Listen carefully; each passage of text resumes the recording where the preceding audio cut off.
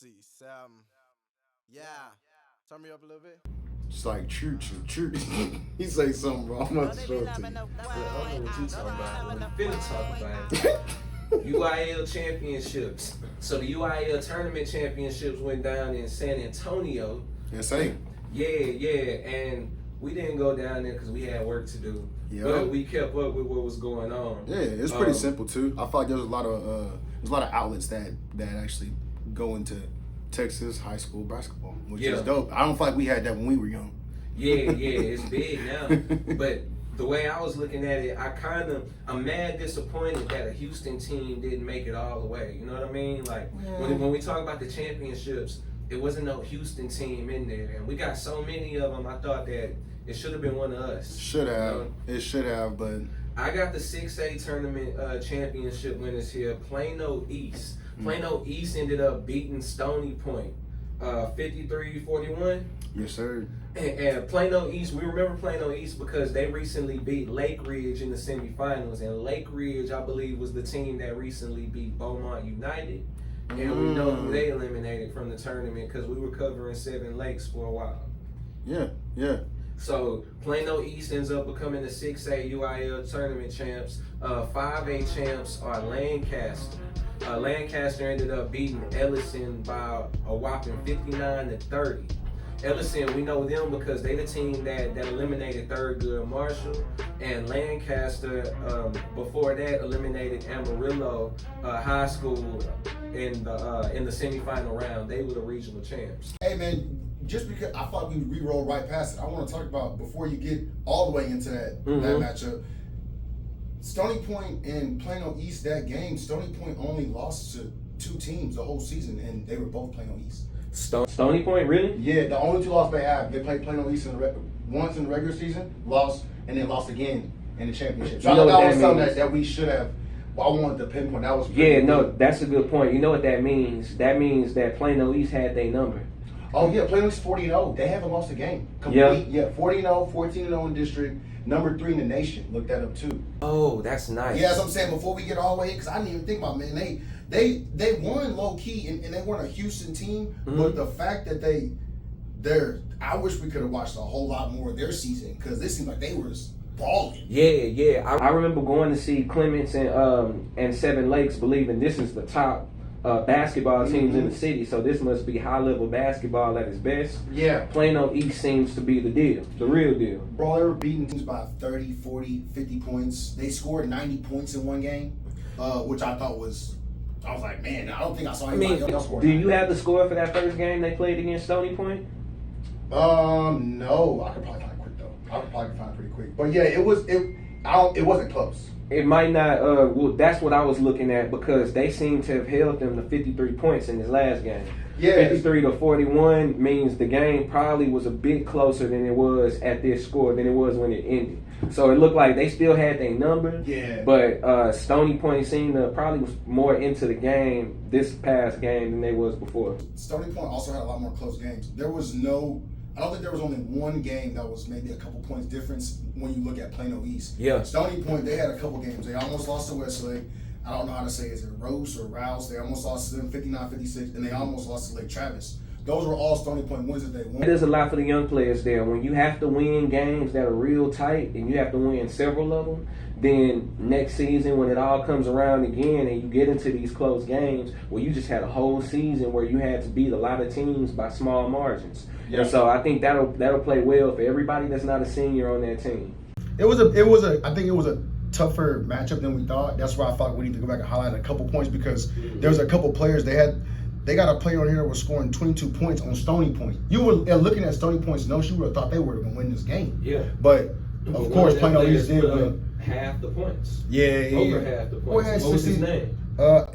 Josiah Mosley. I don't know if I'm saying Mosley? He was 62% field goal percentage. So I was like, I don't know why that number hit me. I'm like, 62%? Boys don't shoot 62% and hit 22. Yeah. That's nice. Yeah. You gotta assume a lot of his his buckets came at the post. Yeah, he was actually the top rebounder too. Lead the rebounds on the team. 4th in the nation, 2023-2024 player of the year. Fire. But they lost the championship.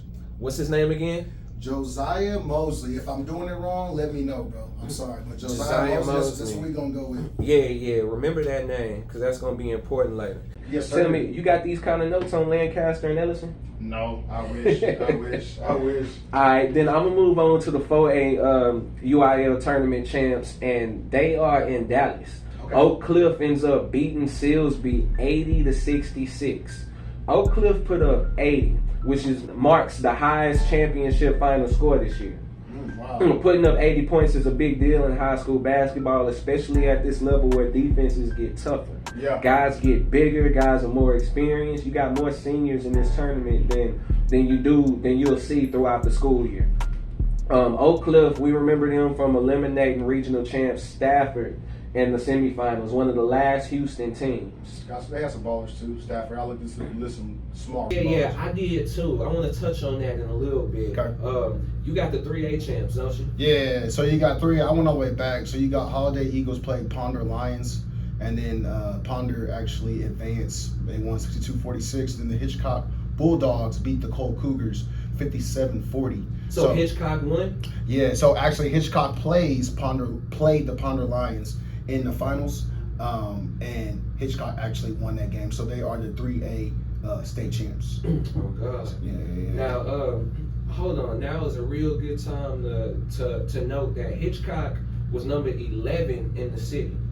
Really? In the Houston metro area. I took the list from the Houston metro area, and Hitchcock was number 11 with a record of 35-3. Oh, wow. They won more games than several teams that's ranked in front of them. And you have to wonder about these rankings when teams that are ranked so low end up performing better in this tournament.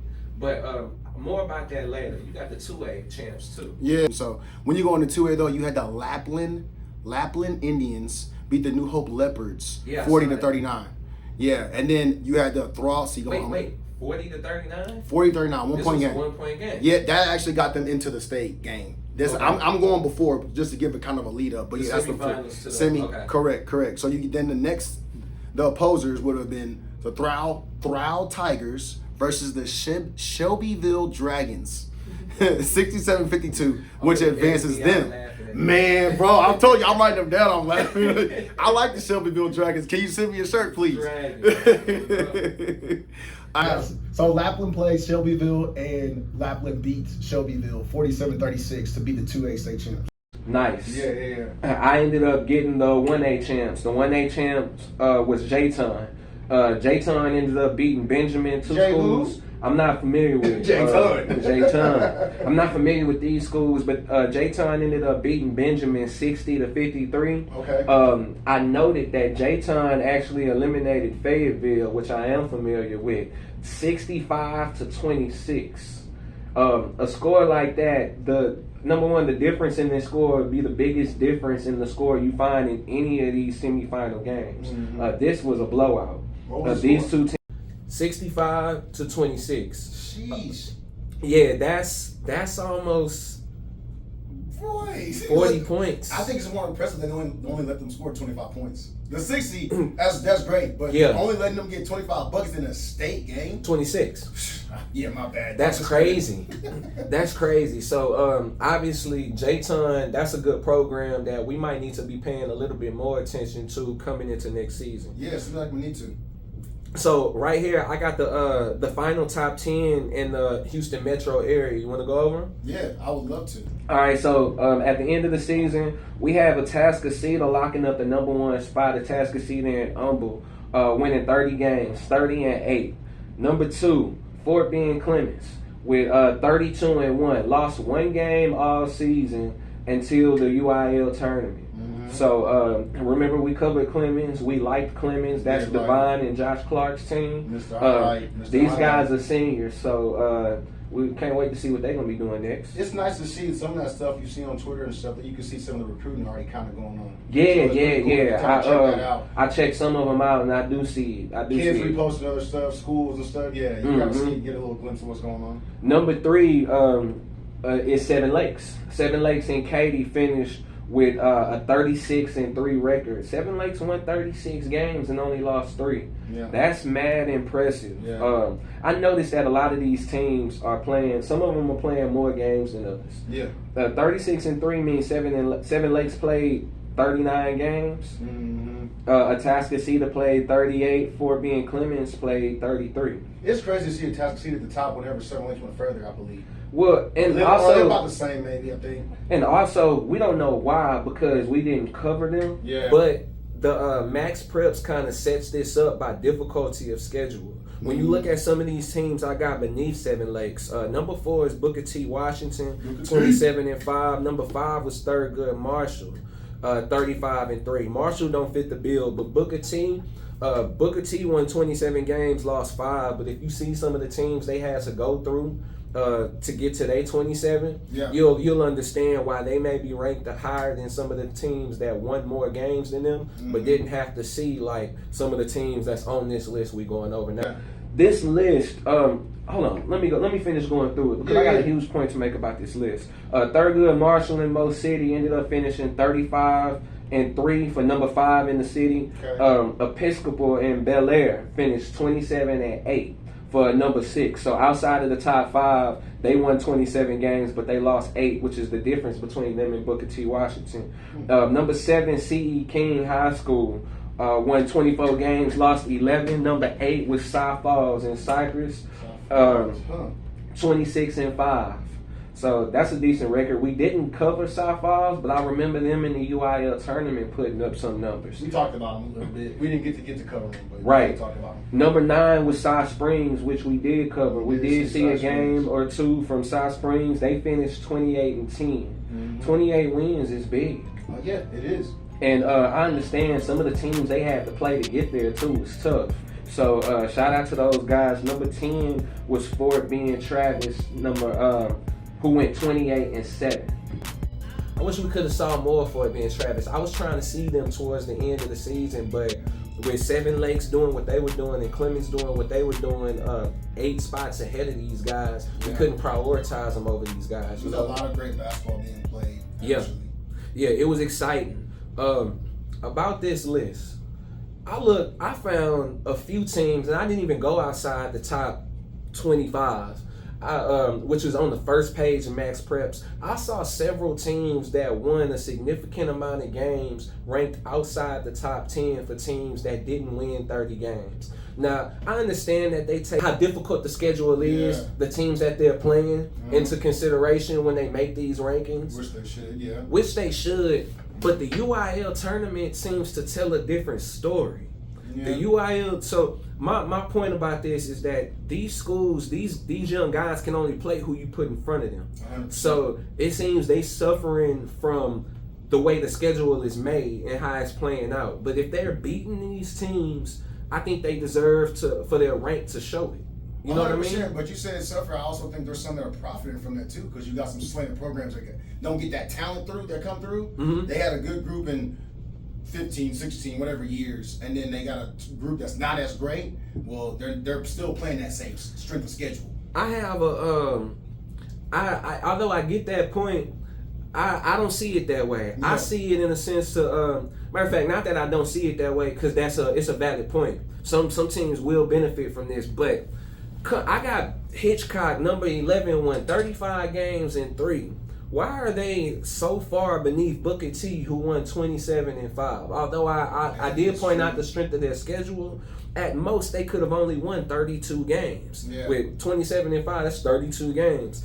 Hitchcock won 35 and only lost 3. You talking about state champs, Hitchcock? Yes, that was my point right there.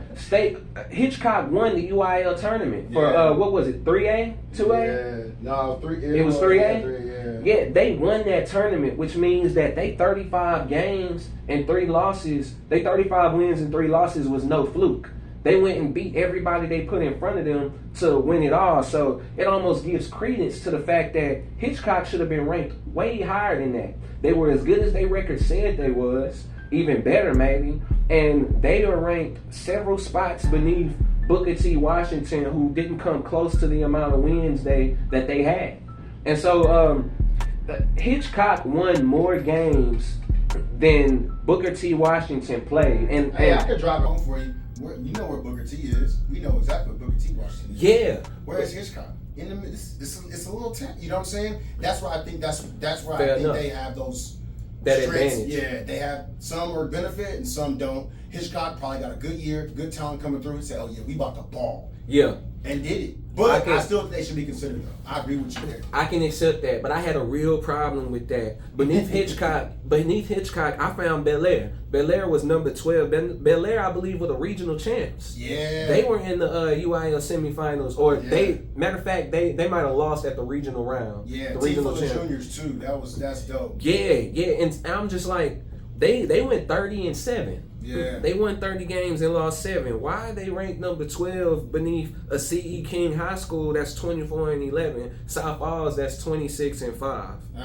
That might be that 6A, 5A, 4A, 3A, 2A, 1A, Group B. That might not, if it breaks down into divisions, that would speak a lot more. Yeah. That would speak a lot louder to me, but I don't got evidence that that's what they doing. Gotcha. I believe that they're looking at schools and they update these when they see one team winning several games. Yeah. They rank them a bit. Any team that's played against them and beat them Yeah. wins because now that team winning several games. Just to top this off, College Park in the Woodlands was number 14. They won 33 games and lost 5. I don't know how well they did in the tournament, but yeah, College Park 14 at 33-5, and then Stafford, who I did take a close look at. Stafford was one of the last Houston teams left. Yeah. Stafford was number 22. Wow. You know they I record? had some hoopers though. I saw I didn't see it, but you can see it. I even have people hit me up. Hey man, you heard about Stafford? Guess how many games they won? 35.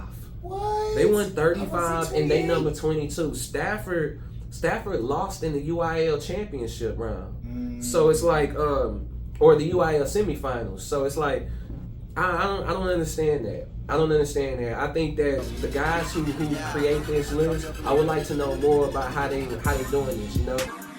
You know they be loving the way. Know they be loving the way. Know they be loving the way. Know they be loving the way. Know